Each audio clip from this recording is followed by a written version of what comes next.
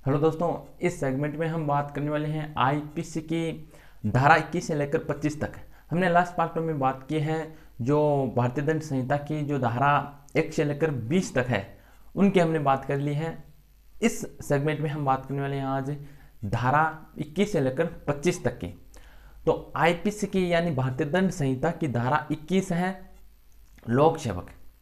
लोक सेवक अर्थात वह व्यक्ति जो सरकारी सेवा में है, यानी जो सरकार से वेतन प्राप्त करते हैं, वो क्या है, लोक सेवक है।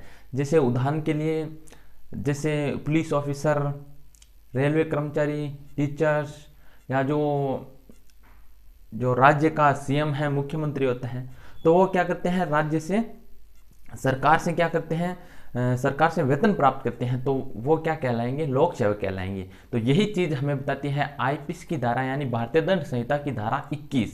ठीक है, अब बात करते हैं हम भारतीय दंड संहिता की धारा 22 चल संपत्ति, यानी कि यह बताती है हमें चल संपत्ति के बारे में कि चल संपत्ति होती क्या है। ऐसी वस्तु जिसे एक स्थान से दूसरे स्थान पर ले जाया जा सकता है वह क्या है, चल संपत्ति के अंतर्गत आती है। चल संपत्ति चोरी की वस्तु हो सकती है, यानी उसे कोई भी व्यक्ति चोरी कर सकता है, और अचल संपत्ति है वो चोरी की वस्तु नहीं हो सकती।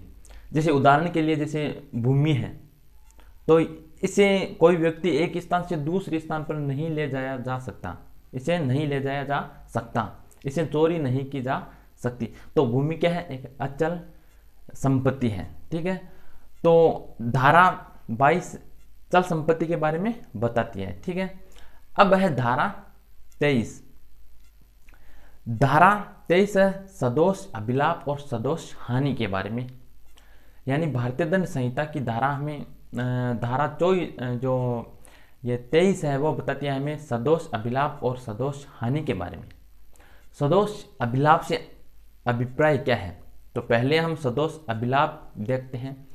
सदोष अभिलाप विधि विरोध साधनों द्वारा ऐसी संपत्ति का अभिलाप जिसे पाने वाला व्यक्ति वैध रूप से उसका हकदार न हो, यह क्या है, सदोष अभिलाप। अब देखते हैं हम सदोष हानि। सदोष हानि से अभिप्राय विधि विरोध साधनों द्वारा ऐसी वस्तु की हानि, विधि विरोध साधनों द्वारा ऐसी वस्तु की हानि जिसे उठाने वाला व्यक्ति वैध रूप से उसका हकदार हो, ये बताती है हमें आईपीसी की धारा 23। ठीक है, जो कि 23 बताती है सदोष हानि और सदोष अभिलाप के बारे में बताती है। अब हम बात करते हैं आईपीसी की धारा 24।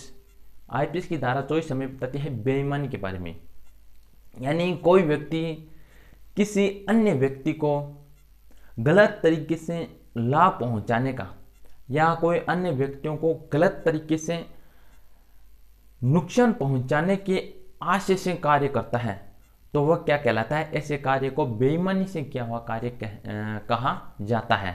ठीक है, तो ये चीज हमें बताती है भारतीय दंड संहिता की धारा 24। अब हम बात करते हैं भारतीय दंड संहिता की धारा 25 के बारे में, जो कि हमें बताती है कपट पूर्वक कृत्य के बारे में। यानी कोई भी व्यक्ति यदि किसी कार्य को कपट करने के आशय से करता है तो उसे कपट पूर्वक कृत्य कहा जाएगा, अन्यथा नहीं।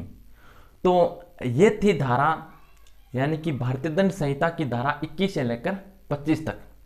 अब हम जो नेक्स्ट जो पार्ट होंगे उनमें बात करेंगे, जो आईपीसी की जो नेक्स्ट धाराएं होगी उनकी बात करेंगे।